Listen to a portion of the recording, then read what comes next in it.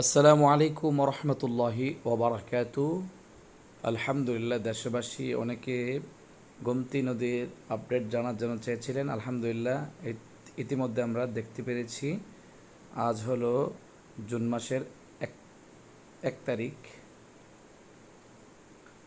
আজকে এই যে গোমতী নদীর পানি অনেকটা কমে গিয়েছে, আলহামদুলিল্লাহ, আশঙ্কা মুক্ত আমরা দেখতে পাচ্ছি। এই যে পাড়গুলো দেখুন, প্রায় এক দুই হাত দুই হাতের মতো পানি কমে গিয়েছে, আলহামদুলিল্লাহ।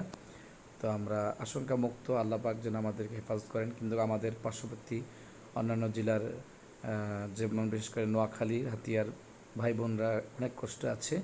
আমরা তাদের পাশে দাঁড়ানোর চেষ্টা করি। প্রত্যেকে অবস্থান থেকে অনেকটা পানি কমে গিয়েছে, আল্লাহ দরবার শুকরিয়া, আলহামদুলিল্লাহ। আমরা এখন বর্তমানে আশঙ্কা মুক্ত। আল্লাহ আমাদের দেশটাকে ভালো রাখেন, সবাইকে ভালো রাখেন। আসসালামু আলাইকুম রহমতুল্লাহি ওবরাকাতুহু।